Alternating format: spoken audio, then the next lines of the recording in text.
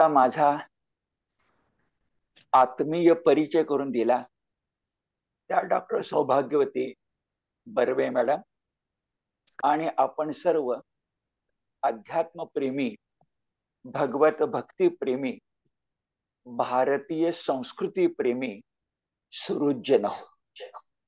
सकल संत विचार मंचाच्या वतीनं जेव्हा जेव्हा आपण एक संवाद करतो तेव्हा मी आपल्याला संबोधन करत असतो ते दोन पहिल्या विशेषणांनी, एक अध्यात्म प्रेमी आणि भगवत भक्ती प्रेमी. पण याच्यात आज मी भर घातली आहे ती म्हणजे भारतीय संस्कृती प्रेमी.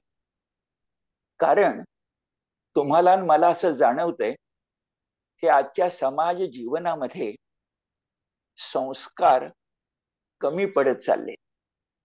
अशा वेळेला मातृदेवो भव, पितृदेवो भव, आचार्य देवो भव, राष्ट्र देवो भव यावर एक पाचवा पुरुषार्थ आपल्याला जागवला पाहिजे आणि तो म्हणजे संस्कार देवो भव. हे संस्कार शाळा महाविद्यालयातून होतीलच, पण जुन्या कालखंडात ते व्याख्यानमालेच्या रूपाने होत होते. पुण्यातली वसंत व्याख्यानमाला हे त्याचं सर्वोच्च शिखर. पण अलीकडच्या कालखंडात या सगळ्यावरच एक मळं झालंय. अशा वेळेला त्याच व्याख्यानमाला चालवल्या पाहिजेत, पण त्या प्रत्यक्ष न चालवता, ऑफलाईन न चालवता, ऑनलाईन, मराठी त्याचा अनुवाद परोक्ष, ऑफलाईन म्हणजे प्रत्यक्ष, प्रतिअक्ष, प्रत्यक्ष जिवंतपणे डोळ्याला दिसणं, आणि परोक्ष म्हणजे पर अक्ष, कॅमेऱ्याच्या नजरेतून दिसणं, ते आहे ऑनलाईन. त्या नव्या वैज्ञानिक साधनाच्या मदतीनं आपण काही एखादं व्यासपीठ निर्माण करू शकू का, असा विचार मनात आल्यानंतर आम्ही काही मंडळी एकत्र आलो. त्याच्यामध्ये करंदीकरांचे चिरंजीव डॉक्टर केदार करंदीकर, कन्या डॉक्टर सौभाग्यवती भारती बर्वे, आम्ही सकल संत विचार मंचाची सर्व मंडळी, मग कार्यवाह कोल्हटकर मॅम असतील किंवा आमचे तंत्र सहाय्यक डॉक्टर मोहन मोने असतील, गीताधर्म मंडळातले माझे काही सहकारी, या सगळ्यांच्या मदतीनं आम्ही 25 ऑक्टोबर 2024 ला गीताधर्म मंडळाच्या पुण्य पावन इमारतीमध्ये एका व्यासपीठाची समारंभपूर्वक स्थापना केली. ते व्यासपीठ मात्र नेहमीच प्रत्यक्ष नाही आहे, तर परोक्ष आहे, ऑफलाईन नाही आहे, ऑनलाईन आहे. पण ते व्यासपीठ मात्र एका पुण्यवान पुरुषाच्या नावानं पुलकित झालेला आहे. आणि तो पुण्यवान पुरुष, तो संत साहित्याचा अभ्यासक, तो दिग्गज प्राध्यापक, तो विद्यार्थी हितैषी प्राध्यापक आणि पुण्यात तरी काही काल अखंड आपल्याला जाणवलेले संस्कृती पुरुष, ते म्हणजे डॉक्टर ग वा करंदीकर. डॉक्टर ग वा करंदीकरांनी पुण्यामध्ये आणि पुण्याबाहेर घडवलेली माणसं, संस्कारशील माणसं, आज गुरुनं केलेल्या ऋणाची साक्ष देतात जीवनाच्या अन्यान्य क्षेत्रात. अशा वेळेला त्याच डॉक्टर करंदीकरांची जन्मशताब्दी आहे म्हटल्यानंतर आपण किमान 1 वर्षभर आणि झालं तर पुढे सुद्धा हे व्यासपीठ निर्माण करूया. या भूमिकेतून आपण एक व्यासपीठ निर्माण केलंय, ज्याचं पूर्ण नाव आहे डॉक्टर ग वा करंदीकर भारतीय संस्कृती व्यासपीठ, कंसात ऑनलाईन, परोक्ष. याच्या वतीनं आजपासून या गीता जयंती पर्वात, गुरुदेव दत्त जयंतीच्या पर्वात, माझ्या या विनम्र व्याख्यानापासून आपण या व्यासपीठाचा प्रारंभ करतो आहोत.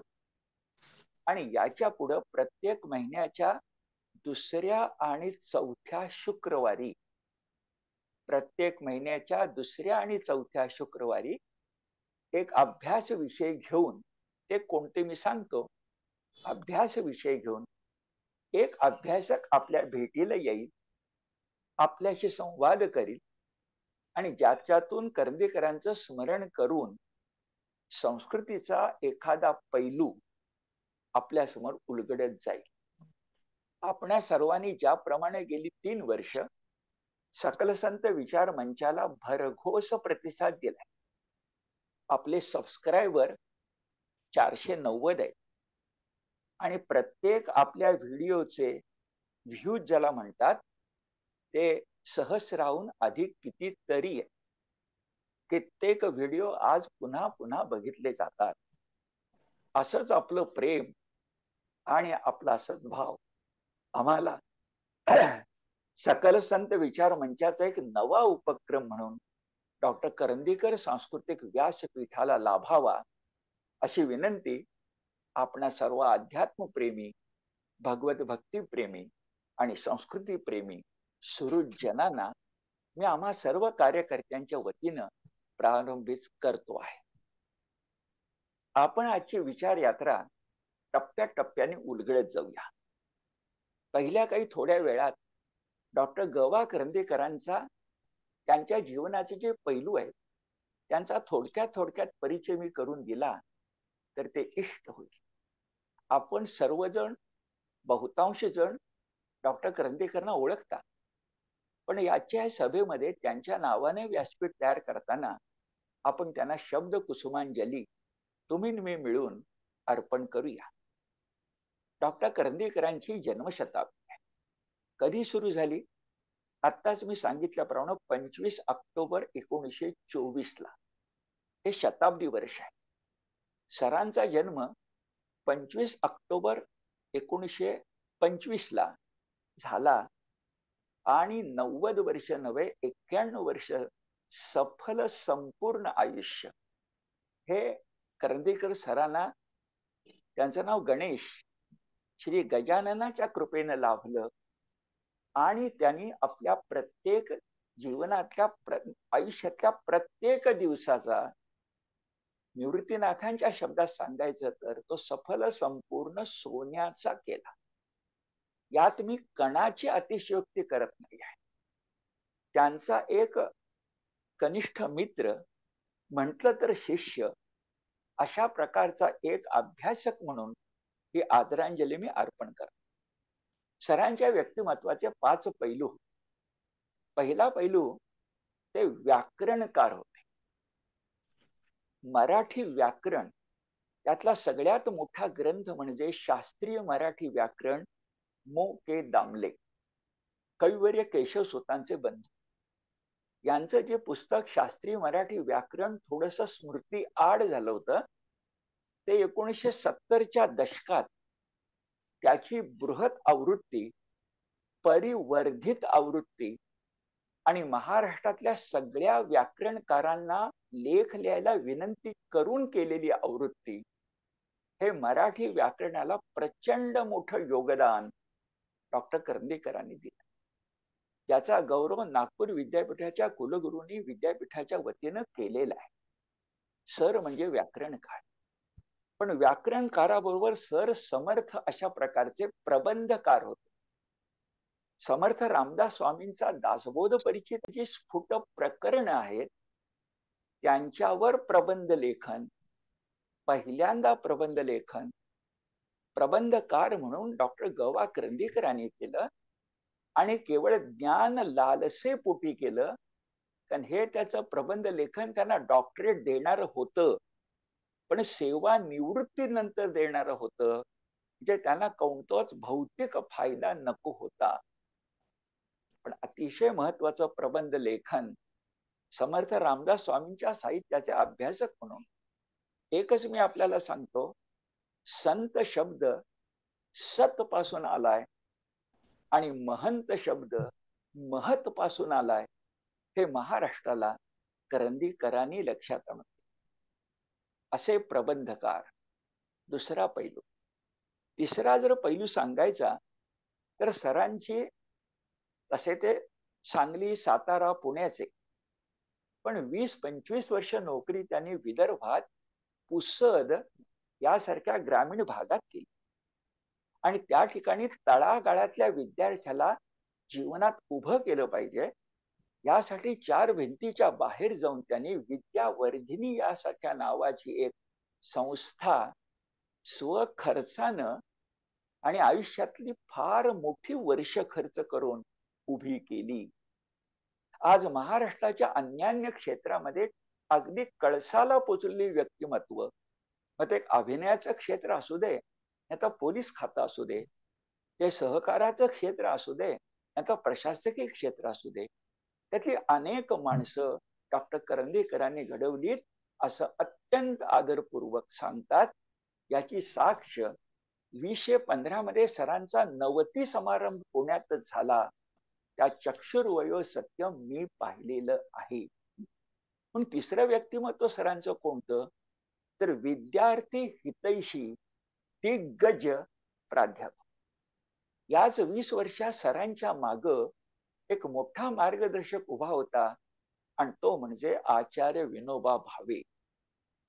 पुसदहून परंधामला सर किती वेळा गेले असतील, पंढरीच्या वारीसारखे. आणि विनोबांचं प्रेम त्यांना लाभलं. विनोबांनी जे आचार्य कुलाची कल्पना मांडली, त्याचे एक मोठे वारसदार, मी मोठं नाव आपल्याला सांगतो, प्राचार्य राम शेवाळकर. तसंच एक मोठं नाव म्हणजे डॉक्टर ग वा करंदीकर. राहवत नाही म्हणून सांगतो, आचार्य कुलाची कल्पना मांडताना विनोबांनी म्हटलं होतं की प्रत्येक आचार्यापाशी 3 निष्ठा पाहिजेत.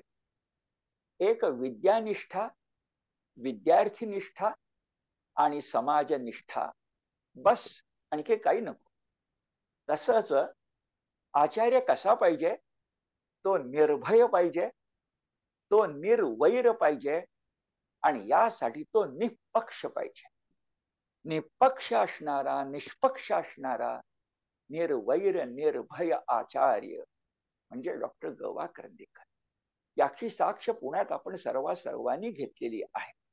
पण विद्यार्थी हितैषी दिग्गज प्राध्यापक म्हणजे डॉक्टर ग वा करंदीकर.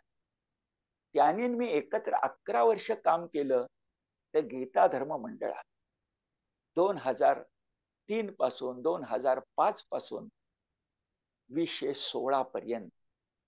त्यातही 2005 पर्यंत माझे पुण्यातले गुरु डॉक्टर हे व्ही इनामदार हे माझ्या पाठीशी होते. त्यांच्या आशीर्वादानं मी दक्षिण महाराष्ट्रातही मंडळाचं काम केलं होतं आणि प्रत्यक्ष पुण्यातही काम करत होतो 2003 पासून. पण सरांचा सहवास 2च वर्ष लाभला. 2005 ला डॉक्टर हेमंत इनामदार हे वैकुंठवासी झाले, आणि तेव्हापासून 2005 पासून 2016 पर्यंत 11 वर्ष सरांच्या बरोबर मी सावलीसारखा वावरलो. पुसद भागात ते मला घेऊन गेले, माझी व्याख्यानं घडवली. परंधामला घेऊन गेले, त्या ठिकाणचं वातावरणाचे सगळी स्पंदनं मला अनुभवायला मिळाली. करंदीकर सर आणि मी वर्षानुवर्ष अनेक गोष्टी केल्या. मग गीता रहस्याचं महाविद्यालयामध्ये वाचन असू दे, गीताधर्म मंडळाचं सकल संत अध्यासन असू दे, ज्ञानमयीच्या माध्यमातून वारकरी वारसा विशारद असू दे, अनेक गोष्टी. आज त्याच्यावरच तासभर बोलेन अशी स्थिती आहे, पण मी आवर्त घेतो. आणि या गीताधर्म मंडळाचे सहकार्यवाह म्हणून माननीय वसंतराव आपट्यांच्या बरोबर, कार्यवाहांच्या बरोबर त्यांनी जवळजवळ 20-25 वर्ष 2 तप या पुण्यात एवढं सांस्कृतिक कार्य केलं की ग वा करंदीकर म्हणजे गीता धर्म मंडळ, आणि गीता धर्म मंडळ म्हणजे ग वा करंदीकर, असं समीकरण शेकडोंच्या मनामध्ये ठसलं. काम करावं तर असं डॉक्टर करंदीकरांनी ते काम केलं. हा 4था पैलू. आणि 5वा पैलू मी आत्ताच आधी बोललो, ते म्हणजे माझे पुण्यातले मार्गदर्शक. मी निवृत्तीनंतर पुण्यात आलो. मुळात दक्षिण महाराष्ट्र कोल्हापुरातला वारणा नगर, तिथलं माझं काम वेगळं. पण पुण्यात आल्यानंतर ज्या 2 महामनांचा मला आधार लावला, एक डॉक्टर हेमंत इनामदार आणि डॉक्टर ग वा करंदीकर. मग अशांची जन्मशताब्दी करायची असं केदार आणि भारतीताईंनी सांगितलं, त्या माझ्यासारखा संत साहित्याचा अभ्यासक माग कसा राहील? आपणहून मी पुढे झालो, सगळी जोडणी केली, सकल संत विचार मंचाचा एक उपक्रम म्हटलं, आणि आज आम्ही आपणासमोर सादर होतो आहोत ते म्हणजे डॉक्टर ग वा करंदीकर भारतीय संस्कृती व्यासपीठ ऑनलाईन नावाचं एक अभिनव व्यासपीठ. म्हटलं तर विद्यापीठ, म्हटलं तर ज्ञानपीठ, पण आपण नम्रपणे बोलूया व्यासपीठ उभं करतो आहोत. सुरू जन हो, या वर्षात नंतर ईश्वर कृपा असेल तर आपण या संस्कृतीमधले कुठले 5 पैलू अभ्यास क्षेत्र म्हणून निवडणार आहोत? कारण बघा, प्रत्येक विद्यापीठाचं एक अभ्यास क्षेत्र असतं ना. पुण्यातलं प्रसिद्ध असं CEOP हे स्वतंत्रता विद्यापीठ आहे. त्या विद्यापीठाच्या मागे शब्द काय आहे? CEOPच्या मागे शब्द आहे तंत्रज्ञान विद्यापीठ. अशा प्रकारचं आपलं विद्यापीठ हे आत्मज्ञान विद्यापीठ आहे. हे प्राचीन विज्ञानपीठ आहे. कसं ते सांगतो. आपण या व्यासपीठाच्या वतीनं 5 अभ्यास क्षेत्र, 5 अभ्यास विषय हे विचारपूर्वक जाणकारांशी बोलून ठरवले.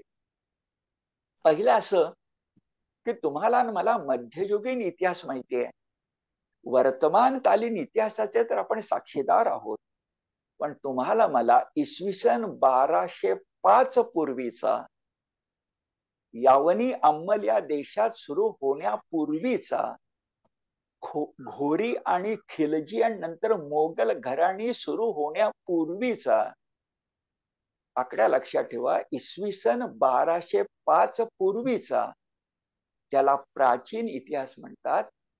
तो शाळा कॉलेजमधून सविस्तर शिकवला गेलेला नाही. ते दुःख मी थोड्या वेळानं उदाहरणासकट प्रकट करणार आहे. ते आपल्याला शिकायचं, ज्याला इतिहासाची साधनं म्हणतात. म्हणजे असं बघा, एक अतिप्राचीन कालखंड असतो, प्राचीन कालखंड असतो, त्यातल्या अतिप्राचीन कालखंडाला आपण आर्ष कालखंड म्हणतो. आर्ष कालखंड, ऋषी प्रणित कालखंड, ज्याच्यामध्ये वेद उपनिषद येतात. नंतरचा कालखंड प्राचीन कालखंड, ज्याच्याबद्दल इतिहासाची समाज मान्य साधनं उपलब्ध असतात, वाङ्मयीन आणि भौतिक, तिथं वाद कमी असतात. असा भारताचा प्राचीन इतिहास काय आहे बरं? तर आकडा लक्षात ठेवूया.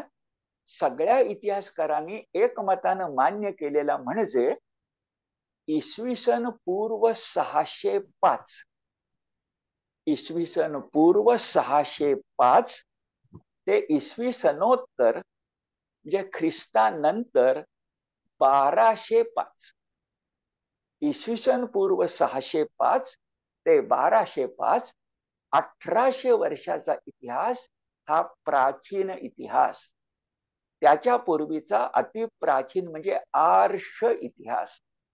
आता 1205 ते 1805 मध्ययुगीन इतिहास, आणि 1805 ते आज 2024-25 आधुनिक अर्वाचीन वर्तमान इतिहास. मग आपल्याला व्यासपीठातर्फे काय पाहायचंय? ना अतिप्राचीन, ना आर्ष, ना मध्ययुगीन, ना अर्वाचीन. आपल्याला पाहायचा आहे तो इसवी सन पूर्व 600 ते इसवी सनोत्तर 1200 शब्द आहे प्राचीन भारताचा इतिहास. हे पहिलं अभ्यास क्षेत्र. पण आर्ष इतिहासातून बाजूला ठेवलं तरी 2 अभ्यास क्षेत्र आपण जोडून घेतली आहेत. त्यात आर्षच आहे. एक म्हणजे अतिप्राचीन किंवा प्राचीन भारताची आत्मज्ञान परंपरा, ब्रह्मज्ञान परंपरा, दुसरा विषय. तिसरा प्राचीन अतिप्राचीन आर्ष भारताची विज्ञान शास्त्र परंपरा. म्हणजे बघा, अतिप्राचीनही घेतलं ते एका ज्ञानाच्या बाजूने घेतलं आणि इतिहास घेतला तो मात्र इतिहास घटनांच्या बाजूने घेतला. म्हणून 3 विषय पहिले आपल्या भारताचा प्राचीन अतिप्राचीन आर्ष मध्ययुगापर्यंतचा जीवनपट, कालपट, इतिहासपट शब्दांच्या माध्यमातून तुम्ही आणि मी वक्ता आणि श्रोता उलगडणार आहोत. चौथा विषय घ्यायचा आहे वेळेनुसार आणि तो म्हणजे भारतीय संस्कृतीची वैशिष्ट्य. पण 5वा विषय मात्र आपल्याला आत्ताच घ्यायचा आहे आणि तो विषय म्हणजे अनेकदा आपल्याला प्रश्न विचारला जातो की वर्तमान काळामधला तुमचा संस्कृती ग्रंथ कोणता सांगा. मी धर्मग्रंथ म्हणत नाहीये, मी भक्ती ग्रंथ म्हणत नाहीये, मी ज्ञानग्रंथही म्हणत नाहीये, तो आहे, पण मी संस्कृती ग्रंथ म्हणतोय. आणि वर्तमान काळातला तुमचा माझा सर्वांना मान्य होणारा कोणीही विरोध करू शकत नाही असा भारतातला संस्कृती ग्रंथ वर्तमान काळातला म्हणजे राष्ट्रपुरुषोत्तम लोकमान्य टिळकाने लिहिलेला गीता रहस्य ग्रंथ. म्हणून आपण 5पैकी 4वर आता या वर्षात लक्ष केंद्रित करणार आहोत. पुन्हा एकदा सांगतो, प्राचीन भारताचा इतिहास, अतिप्राचीन प्राचीन भारताची आत्मज्ञान परंपरा, ब्रह्मज्ञान परंपरा, अतिप्राचीन प्राचीन भारताची विज्ञान शास्त्र परंपरा आणि चौथं क्षेत्र स्वतंत्रपणे लोकमान्यांचं गीता रहस्य ग्रंथ. या गीता रहस्य ग्रंथाचे उदंड उपकार या देशावर. स्वातंत्र्य चळवळीला सैद्धांतिक तत्वज्ञानाची पृष्ठभूमी लोकमान्यांनीच दिली, गीता रहस्य. आणि हा स्वतंत्र भारत बाबासाहेब आंबेडकरांच्या डॉक्टर बाबासाहेब आंबेडकर दिलेल्या संविधान धर्मानुसार चालायला पाहिजे असेल तर त्यासाठी पाठ्यपुस्तक आहे लोकमान्यांचं गीता रहस्य. पाठ्यपुस्तक, टेक्स्टबुक. संविधान तुमच्या माझ्या रक्तात मुरण्यासाठी समता, ममता, बंधुता, एकता, एकात्मता, भारत प्रेम, सार सार काही, सद्धर्म सापेक्षता. ठीक, तर असं गीता रहस्य, अशी ब्रह्मज्ञान परंपरा, अशी विज्ञान परंपरा आणि माझ्याकडे मी घेतलेला विषय म्हणजे प्राचीन भारताचा इतिहास. ही 4 अभ्यास क्षेत्र डॉक्टर ग वा करंदीकर भारतीय संस्कृती व्यासपीठ ऑनलाईन या आपल्या व्यासपीठाची अभ्यास क्षेत्र आहे. या क्षेत्रातली अभ्यासक मंडळी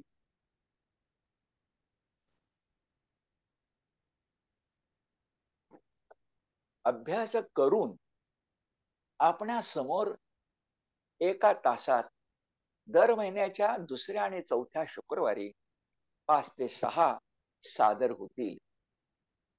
याचे सारांश लेखनही आपल्याला मिळेल, मात्र PDF पुस्तकं मात्र मिळणार नाहीत.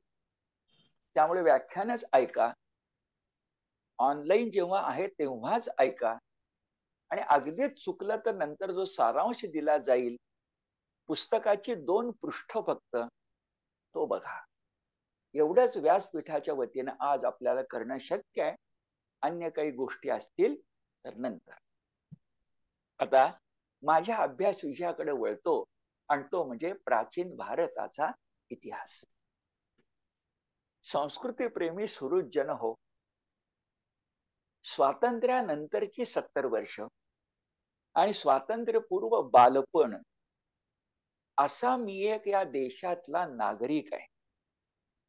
या नागरिकाच्या मनात विचार येतात आणि ते मोकळेपणानं आज मला तुमच्या समोर काही प्रश्नांच्या रूपानं मांडायचे की आम्ही जे शाळा कॉलेजमध्ये शिक्षण घेत आलो, इतिहास अभ्यासत आलो, त्या इतिहासामध्ये मी कारणात जात नाही, कारण ती कारण कटूही असू शकतील आणि मला वादविवादात रस नाही. कारण मला माहिती नाहीत आणि जाणून घ्यायची इच्छाही नाही, पण परिणाम मात्र समोर आहे आणि तो मी मांडलाच पाहिजे, ते माझं कर्तव्य आहे. तो परिणाम मला प्रश्नांच्या रूपाने आपल्यासमोर मांडायचा आहे आणि तुम्हाला विचार प्रवृत्त करायचंय आणि मग माझ्या अभ्यास विषयाकडे मी जाणार आहे. पण प्रथम हे प्रश्न मला अस्वस्थ करतात.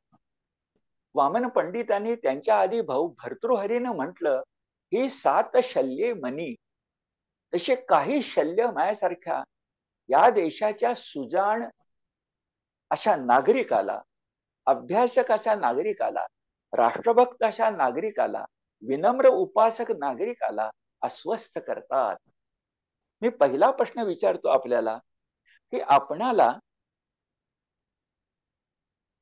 गेल्या 50, 60, 70 वर्षात केवळ 200 वर्ष टिकलेलं मोगली राज्य, इतिहासात केवळ 200 वर्ष टिकलेलं मोगली राज्य आणि 150 वर्ष फक्त टिकलेलं इंग्रजी राज्य, त्यातले कोणी व्यक्तिमत्व वर्षानुवर्ष सविस्तर शिकवली गेली आणि तेवढीच आम्हाला त्याच कालखंडातली विजयनगर साम्राज्य 200 वर्ष टिकलं, मोगली साम्राज्य इतकंच टिकलं.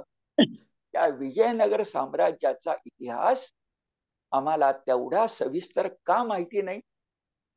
मराठ्यांचं हिंदवी राज्य 150 वर्ष टिकलं, त्याचा सविस्तर, मी शब्द काय वापरतोय बघा, उडत उडत नको, त्याचा सविस्तर इतिहास आम्हाला का शिकवला गेला नाही?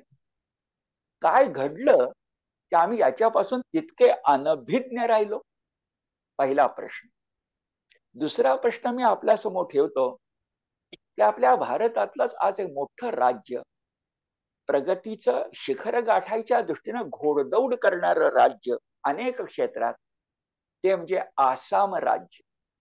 या आसाम राज्यामध्ये 650 वर्ष, 650 वर्ष एक साम्राज्य होतं आणि त्या साम्राज्याचं नाव आहोम असं साम्राज्य आहे. 650 वर्ष आसाम. आणि त्या आहोम साम्राज्याचं सगळ्यात मोठं यश असं की खिलजी घराण्यातला अल्लाउद्दीन खिलजीच नव्हे तर बख्तियार खिलजी आणि सगळे मोगल बादशाह, त्याच्यातला औरंगजेब, खिलजी आणि औरंगजेब या दोघांना आसाम मध्ये पाऊल ठेवू दिलं नाही. 650 वर्षात या आहोम साम्राज्यानं. आणि या देशाच्या इतिहासात एक आसाम असा आहे की मोगली राज्यापासून तो पूर्णपणे मुक्त होता. हा आसाम राज्याचा इतिहास आंतरभारतीची पूजनीय साने गुरूंची कल्पना आपण जर मानत असू, या देशात राष्ट्रीय एकता आणि एकात्मता टिकली पाहिजे असं संविधान आपल्याला शिकवत असेल, तर आसामचा इतिहास मला मराठी माणसाला का माहिती नाही, का आम्हाला तो सविस्तर शिकवला गेला नाही, हा माझा दुसरा प्रश्न आहे. तिसरा प्रश्न मला आपल्याला विचारायचा आहे की आपल्याला आता मी आकडे बोललो ते 1000च्या आतल्या असणाऱ्या साम्राज्याचे, मौर्य साम्राज्य नव्हे, आपल्याला ते माहिती असतं, चंद्रगुप्त मौर्य, सम्राट अशोक, त्या साम्राज्याच्या आधी, मौर्य साम्राज्याच्या आधी पाटणा भागामध्ये, बिहारमध्ये मगध साम्राज्य 1000 वर्ष होतं. नीट ऐका, त्या साम्राज्याला, त्या साम्राज्याची भीती वाटूनच स्वतःला जगज्जेता म्हणणारा सिकंदर अलेक्झांडर गंगेच्या खोऱ्यात आलाच नाही आणि पंचनद्यांच्या प्रदेशातून परत गेला. असं जे मगध साम्राज्य होतं, आकडा ऐका, ते या प्राचीन भारतात 1000 वर्ष होतं. 1000. ते संपल्यानंतर मौर्य साम्राज्य सुरू झालं. चंद्रगुप्त, सम्राट अशोक, नंतरचा कालखंड, बृहद भारत, बौद्ध धर्माचा प्रसार. पण मौर्यांच्या पूर्वी मगध होते ना, आणि दक्षिण भारतातही कोणी होते सांगतो थोड्या वेळात. आम्हाला साम्राज्य म्हटलं की गुणदोष असतात. इतिहास शिकायचा असतो तर इतिहासातल्या चुका दुरुस्त करण्यासाठीच. वाक्य पुन्हा ऐका. इतिहास शिकायचा असतो तो इतिहासातल्या चुका दुरुस्त करण्यासाठीच. जो इतिहास शिकत नाही तो इतिहास घडवू शकत नाही. हे आपल्याला इतिहासाचार्य वी.का. राजवाड्यांनी शिकवलंय, ग.ह. खऱ्यांनी शिकवलंय, बाबासाहेब पुरंदऱ्यांनी शिकवलंय. अशा स्थितीमध्ये आम्हाला मगध राज्याचा 1000 वर्षाचा इतिहास का शिकवला गेला नाही? आणि असं जर असेल तर त्या मगध साम्राज्याचा आणखीन एक मोठेपण आपल्याला सांगतो. सगळ्यांनी नीट लक्षामध्ये घ्या. जगाला दिले 2 धर्मपंथ म्हणजे बौद्ध धर्म आणि जैन धर्म. या बौद्ध आणि जैन धर्माचा उदय, विकास, त्याला पाठिंबा मगध साम्राज्यानं दिलेला आहे. म्हणजे मी विधान करतो की मगध साम्राज्यानं या जगाला दिले 2 धर्म आहेत, मौर्य नंतर. पण मगध साम्राज्यानं या जगाला दिले 2 मोठे अभिमानास्पद धर्म आहेत. एक म्हणजे भगवान गौतम बुद्धांचा बौद्ध धर्म आणि महावीर जैन 24 तीर्थंकर यांचा जैन धर्म. हे 2 धर्म मगध साम्राज्याची फलश्रुती आहे. मगध साम्राज्यात पुन्हा वाईट गोष्टी होत्या मी सांगतो, पण 2 धर्म पंथ दिले. आम्हाला हे धर्मपंथ शिकवले जातात, पण त्याच्या मागचा इतिहास का सांगितला जातो? कुठल्या कालखंडात ते धर्म जन्मास आले, का जन्मास आले, कशावरचा उपाय म्हणून जन्मास आले, हा इतिहास आम्हाला कळला पाहिजे. म्हणून मगध साम्राज्याचा 1000 वर्षाचा इतिहास का कळला नाही हा माझा प्रश्न आहे. आणि शेवटचा 4था प्रश्न आहे की उत्तरेमधलं मगध साम्राज्य, उत्तरेमधलं मौर्य साम्राज्य हे सगळं विंध्याच्या पलीकडे होतं. पण विंध्याच्या दक्षिणेला दक्षिण भारतामध्ये काही साम्राज्य झाली आहेत, काही दक्षिणेतली आणि काही उत्तरेतली मिळून मी साम्राज्य आपल्याला सांगतो. त्यांची फक्त वर्ष ऐका की 200 वर्षाचं मोगली राज्य, 150 वर्षाचं इंग्रजी राज्य ही त्याच्या पुढे अत्यंत आयुर्मानात कमी ठरतात. आयुर्मान ऐका. कोणकोणती साम्राज्य ज्यांचा जगाशी व्यापार होता, अशी साम्राज्य उत्तरेत आणि दक्षिणेत कोणकोणती होती? मी इतिहासाच्या पुस्तकाच्या आधारे साधारण प्रमाण आपल्याला सांगतो. दक्षिणेत एक पांड्य राज्य होतं, साम्राज्य होतं. 800 वर्ष पांड्य, पांडव नव्हे, ते उत्तरेत पांड्य. दुसरं होतं पल्लव, तिसरं होतं चोल साम्राज्य. अलीकडच्या 10 वर्षात हा उल्लेख पुन्हा पुन्हा होतोय. जगाशी संपर्क करताना चोल साम्राज्यानं काय केलं हे लोकांना हळूहळू कळायला लागलंय, पण गेल्या 70 वर्षात नाही कळलं. मला बालपणी नाही कळलं. चोल साम्राज्य, उत्तरेतलं मौर्य साम्राज्य, नंतर दक्षिणेतले सातवाहन, उत्तरेतला गुप्त साम्राज्य. एक ऐकण्यासारखं आहे. चक्रवर्ती सार्वभौम राजे मगधातही झाले आणि मौर्यातही झाले, पण हा देश या अर्थानं अखंड हवा म्हणजे संस्कृतीदृष्ट्या एकसंध हवा अशी कल्पना मांडणारा गुप्त साम्राज्यातला समुद्रगुप्त हा एकमेव आहे. इंग्रजी साम्राज्यानंतर एक क्षत्रिय अंमल निर्माण झाला असं इतिहासात आम्हाला कुणी कुणी प्रमेय सांगितलंय. इंग्रजी साम्राज्यानंतर या देशात एक क्षत्रिय अंमल निर्माण झाला असं प्रमेय आम्हाला कुणी कुणी सांगितलंय. त्यांनी आठवण करावी की समुद्रगुप्तानं उत्तर भारत दोघांच्या मध्ये एक संध, एक जीव असा भारत देश उभा राहायला पाहिजे. त्याचा शब्द अखंड भारत आहे, पण आज त्याचा अर्थ बदलतो. एक जीव, एक संध भारत उभा राहायला पाहिजे, ही समुद्रगुप्ताची कल्पना होती, अशी इतिहासाची साक्ष. माझे प्रश्न संपले. त्या प्रश्नाची उत्तरं आम्हाला कोण देणार आहे मला माहिती नाही, पण आपण खारीचा वाटा उचलावा. आणि म्हणून डॉक्टर ग.वा. करंदीकर सांस्कृतिक व्यासपीठात मी स्वतः एक काम माझ्याकडे घेतलंय, आणि ते म्हणजे प्राचीन भारताचा इतिहास. इतिहास आणि मग जाता जाता इतिहासातली संस्कृती येणारच, कारण दोन्ही एका नाण्याच्या 2 बाजू आहेत. संस्कृतीला इतिहास जन्म देतो आणि इतिहास संस्कृतीचा इतिहास आपल्याला सांगतो. इतिहास आणि संस्कृती एका नाण्याच्या दोन बाजू. लक्ष माझं इतिहासावर असेल, संस्कृती ही येता जाता येता येणारच. सुरुवात करूया वेळेचं भान ठेवून.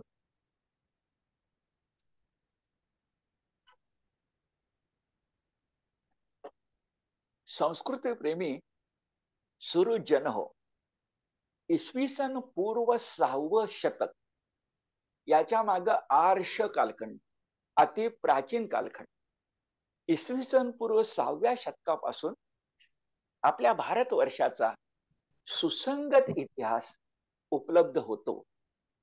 ऐतिहासिक घटनांचा निश्चित काल निर्णय काही साधनांनी, थोड्या वेळाने साधनं मी सांगतो, आपल्याला प्राप्त होतात.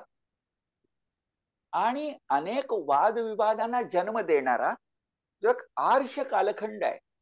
उदाहरणार्थ, वेद कधी जन्मले? इसवी सन पूर्व कितवं सहस्र वादाचा विषय आहे. कोणी म्हणेल 10,000, कोणी म्हणेल 8,000, कोणी म्हणेल 6,000. कोणी, तुमचं माझं सुदैव असं की इसवी सन पूर्व 4,000च्या अलीकडे वेदानं ओढत नाहीत. ते तुमचं माझं नशीब. इसवी सन पूर्व 4,000, उपनिषद इसवी सन पूर्व 2,000 एवढं तरी मान्य करतात. खरं त्याच्या माग आहे. पण हा वादविवादाचा क्षेत्र राहणार म्हणून तो आर्ष कालखंड. पण सगळ्यांना मान्य होईल, किमान 90% लोकांना मान्य होईल, अशा एका कालखंडात, आर्ष कालातून आपण प्रवेश करतो. शब्द बघा, तो ऐतिहासिक कालखंड आहे. इति ह आस. त्यासाठी वाङ्मयीन साधनं आणि भौतिक साधनं ही इतिहासाची साधनं असतात.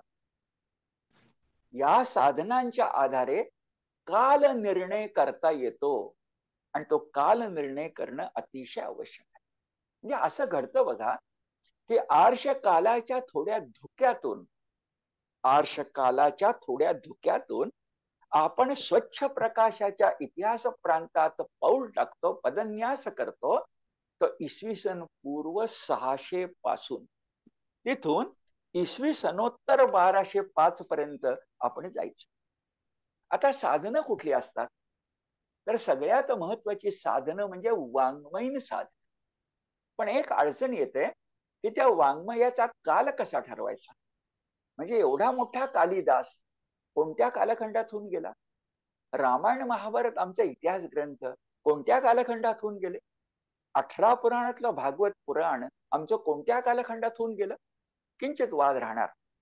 पण वाङ्मयीन कालखंड हा, ज्याचा 90% इतिहास आम्हाला माहिती आहे प्रमाणानं, त्या वाङ्मयीन साधनांचा आपण आधार घेतला तर अशी कोणती साधनं वाङ्मयीन आहेत बरं इसवी सन पूर्व 600 पासून?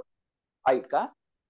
हिंदू पुराण ग्रंथ, 18 पुराण, हिंदू पुराण ग्रंथ, बौद्ध धर्म ग्रंथ, जैन धर्म ग्रंथ, जातक कथा, शेजारच्या श्रीलंकेचा म्हणजे सिंहल द्वीपाचा इतिहास, त्यांच्याकडे उपलब्ध असणारा 2 वंशांचा इतिहास, एक दीपवंश आणि दुसरा महावंश, आणि सगळ्यात म्हणजे अलेक्झांडरच्या स्वारी बरोबर मगध साम्राज्याचा शेवट आणि मौर्य साम्राज्याचा प्रारंभ, अशा संधी कालामध्ये अलेक्झांडर सिकंदरचं आक्रमण आपल्यावर झालं.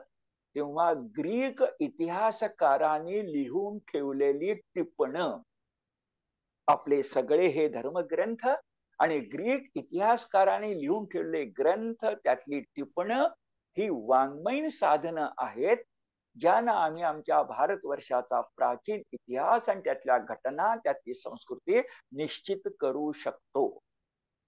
ही झाली वाङ्मयीन साधनं. आता जाऊया भौतिक साधनांच्याकडे. आपल्या सगळ्यांना उत्खनन शब्द माहिती आहे. आपलं पुण्यातलं डेक्कन कॉलेज त्याचं गौरी शंकर आहे. सिंधू सरस्वती संस्कृती आपल्याला उत्खननातून पूर्वीही कळली, हडप्पा मोहनजोदडो म्हणून, आणि आत्ताही कळती आहे. हे जे उत्खनन असतं हे फार मोठी गोष्ट आहे. या उत्खननातून काय सापडतं आपल्याला? तर मुख्यतः नाणी ही भिन्न भिन्न धातूंची सापडतात. आपल्याला भिन्न भिन्न धातूंची नाणी जशी सापडतात तशी भिन्न भिन्न धातूंची भांडी सापडतात. त्याचबरोबर आपल्याला भाजलेल्या विटा सापडतात आणि 10-15 अशी एक उत्खननाला मान्य असणाऱ्या वस्तू आहेत. त्या सगळ्या साधनांच्या आधारे म्हणजे मानवी देह पुरलेले कवटी सगळ्या गोष्टी 15 एक आहेत. या उत्खननातल्या सगळ्या ज्या गोष्टी आहेत त्याच्या आधारे काल निश्चिती करता येते. याच्याच बरोबर एक अख्खी मोठी गोष्ट या देशात तुम्हाला मला लाभली आहे. मुख्यतः आपल्याला सम्राट अशोकापासून माहिती आहे, पण त्याच्याही पूर्वी हजारो वर्ष आपल्याकडं राजांनी शिलालेख लिहिले. अगदी पंढरपुरामध्ये 84चा शिलालेख आहे. शिलालेखातूनच आपली मराठी भाषा अभिजात भाषा आहे आपण सिद्ध करू शकलो. आपण म्हणतो ना, जले लिखितम अक्षरम नाही आहे, शिलालिखितम अक्षरम आहे. आणि हा अमूल्य ठेवा आहे, अमूल्य. त्या शिलालेखातून अनेक प्रांत, अनेक शहर, अनेक इतिहास घटना आपण निश्चित करू शकलो. हे शिलालेख म्हणजे अपरंपार महत्वाचं भांडार आहे. यादव काळातल्या शिलालेखांचा अभ्यास डॉक्टर शंभू तुळपुळे यांनी केलेला आहे. अशा प्रकारे तर शिलालेख एक बाजू, मोठी उत्खननातल्या वस्तू एक बाजू, आणि अशाच काही भौतिक साधनांनी आपण इतिहास निश्चित करू शकतो, म्हणजे काल निर्णय करू शकतो. कारण बघा, काळाचा संदर्भ चुकला, काळाचा संदर्भ चुकला तर नात्यांचाही संदर्भ चुकतो आणि लोकनीतीचाही संदर्भ चुकतो. या वाक्यावर आपण विचार करा. काळाचा संदर्भ चुकला तर लोकनीतीचाही संदर्भ चुकतो आणि कौटुंबिक नात्यांचाही संबंध चुकतो. हा विषय असा आहे की त्याच्यावर तासभर बोलता येईल. अभ्यासकांनी तो केला पाहिजे अभ्यास. काळाचा संदर्भ एक आपण लक्षात घेऊया. प्रसिद्ध इंग्रजी वाक्य आपल्याला माहिती आहे की महापुरुष झाला तर that is the product of the time. अगदी महामानव झाला तर तो त्या काळाचं अपत्य असतो, आणि काळ म्हणजे इतिहास, त्याला पर्याय नाही. आणि म्हणून इतिहास त्याचा काल निर्णय करायला वाङ्मयीन साधनं आणि भौतिक साधनं अशी जर आपण लक्षात घेतली तर पहिलं मी विधान करतो की इसवी सन पूर्व 6व्या शतकामध्ये 2 प्रकारची राज्य व्यवस्था होती आणि सगळ्या राजांच्या मध्ये, नीट ऐका, सगळ्या राजांच्या मध्ये राज्य संपादनासाठी चुरस चालू होती, लढाया होत होत्या, रक्तपात होत होता. आता विधान करतो या परिस्थितीमध्ये बौद्ध आणि जैन धर्माचा उदय आहे. तो कालखंडच असा होता की मी आपल्याला ती 4 मोठी साम्राज्य सांगतो आणि 3 मोठी गणराज्य सांगतो. गौतम बुद्धांचा गणराज्याशी संबंध आहे, शाक्य कुलाशी संबंध आहे. शाक्य कुल, गौतम बुद्धांना शाक्य मुनी म्हणतात. आता आपण बघतो इतिहास बघतोय, धर्म नाही. मग माझं विधान आहे, बौद्ध आणि जैन धर्माचा उदय होण्यापूर्वी या देशामध्ये राजांच्या मध्ये चुरस, स्पर्धा, लढाया, रक्तपात अशा गोष्टी सुरू होत्या. कोण कोण होती बरं राज्य? तर राज्य होती 4. त्यांना एकल राज्य असं म्हणायची. कारण या राज्यातली काही नंतर साम्राज्य झाली, उदाहरणार्थ मगध. पण 4 एकल राज्य होती. त्याचे आत्ताचे प्रांत सांगतो.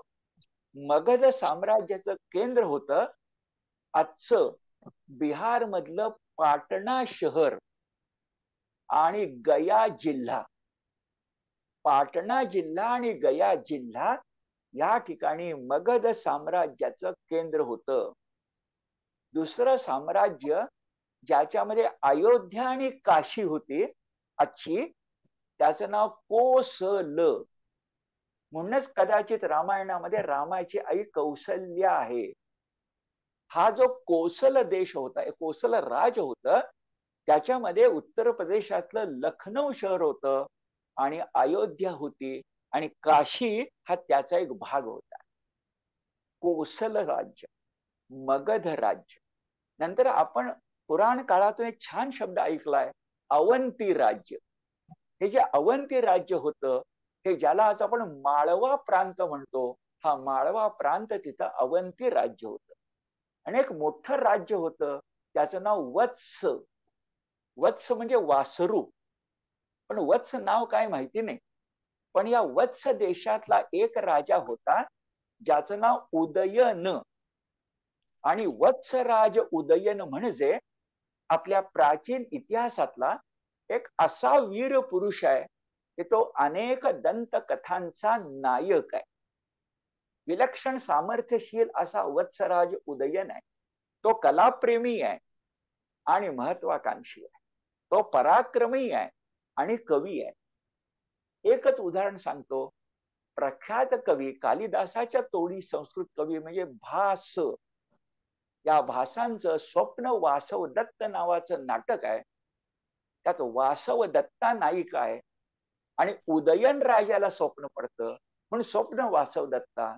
त्याचा राजपुत्र राजा आहे वत्सराज उदयन. आणि एकच नाही, अशी अनेक संस्कृत नाटकं आणि अनेक ठिकाणी वत्सराज उदयनाचा उल्लेख येतो. जसे नंतर चंद्रगुप्त, जसे नंतर सम्राट अशोक, तसा हा मगध साम्राज्याच्या कालखंडातला एक मोठा राजा म्हणजे राजा उदयन. आता ही झाली एकल राज्य ज्यांचं साम्राज्यात रूपांतर झालं. आता बघा, आपण जे आपल्या भारतीय संविधानाचा घटनेचा उल्लेख करतो, प्रजासत्ताक देशाचा उल्लेख करतो 1950 पासून, तेव्हा अनेकदा व्याख्यात्यांच्या बोलण्यामध्ये येतं की आम्हाला लोकशाही नवी नाहीये, आम्हाला लोकशाही इंग्रजांनी नाही शिकवली, आम्हाला लोकशाही आमच्या गणराज्यांनी शिकवली. त्या गणराज्यातले गणराज्य शाक्य होतं, त्याचे सुपुत्र म्हणजे गौतम बुद्ध आहेत. हा इतिहास आहे. गणराज्य शब्दाचा अर्थ काय? काही राज्य एकत्र येऊन संघटना बनवतात, एक सभा घेतात आणि सभेमध्ये त्या 10 राज्य 8 राज्य, मी नावं सांगणाऱ्या इतिहासातली, ही त्या सगळ्या प्रांतात कसा कारभार चालावा याबद्दलचे नीती नियम ठरवतात, कायदे करतात, शिक्षा देतात आणि सगळे मानतात. गणराज्याचा हा सांगाड आहे, गणराज्याचा पृष्ठवंश आहे. गणराज्य शब्दात गणराज्य आहे. गणानाम पती गणपती आहे. तो लोकशाहीचा देव आहे. तो गणानाम पती आहे, तो गणपती आहे. तो गण, लोकसमूह, गण. आणि अशी गणराज्य आपल्याकडे 3 मोठी होती. एक शाक्य, एक मल्ल, त्याचा आपल्या महाराष्ट्राशी संबंध आहे. एक मल्ल, एक शाक्य आणि एक राज्य आहे त्याचं नाव जरा वेगळं आहे, वृज्जी.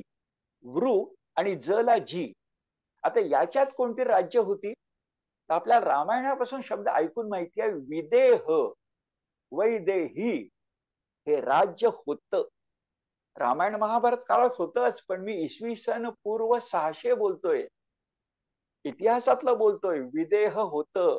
लिच्छवी नावाचं गणराज्य होतं, ज्याचा संबंध पुन्हा गौतम बुद्धांशी आहे.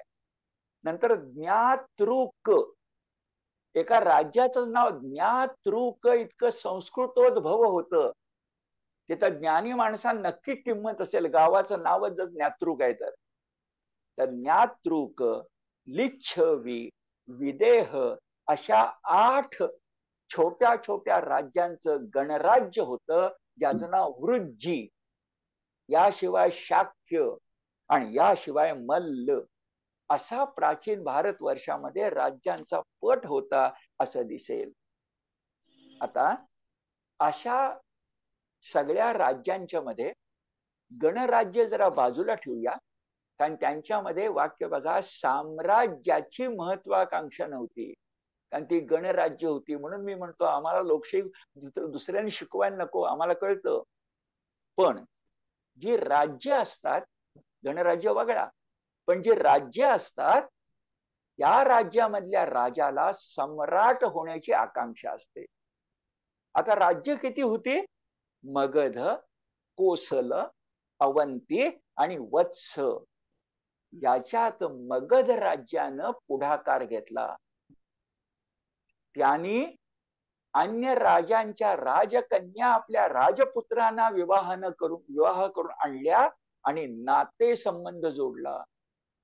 काहींशी स्नेह संबंध जोडला, काहींना शस्त्राच्या धाकानं गप्प बसवलं आणि या 4 एकल राज्यातलं एक राज्य मोठं झालं, साम्राज्य झालं. त्याचं नाव मगध राज्य. आता हा इतिहास आहे. पण त्या मगध राज्यानं 1000 वर्ष या देशात राज्य केलं आणि 2 धर्मपंथांना जन्म दिला, बौद्ध धर्म आणि जैन धर्म. त्या मगध साम्राज्यात कोण कोण होऊन गेले त्याचं ईषद दर्शन. सगळ्यांच्यावर बोलायचं म्हटलं तर आपले व्यासपीठाची भूमिका बदलेल, ते नाही आपण करायचं. पण इतिहासाचं ईषद दर्शन, वानगी दाखल दर्शन हे आपण जरूर घेणार आहोत.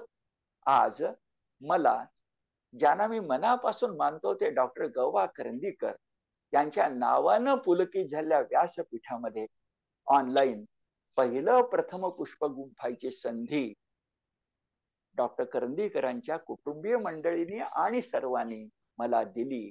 याच्याबद्दल मी मनपूर्वक त्यांनाही धन्यवाद देतो. आणि आपण सगळे आज उपस्थित ऑनलाईन आहात ते, नंतर सारांश वाचाल ते, आणि सगळे सकल विचार मंचाचे आमचे सुहृद जे 500च्या घरात आहेत, सबस्क्रायबर आणि व्ह्यूज तर अनेक आहेत, असंख्य आहेत, त्या सगळ्यांना मनपूर्वक दंडवत घालतो आणि थांबतो. नमस्कार.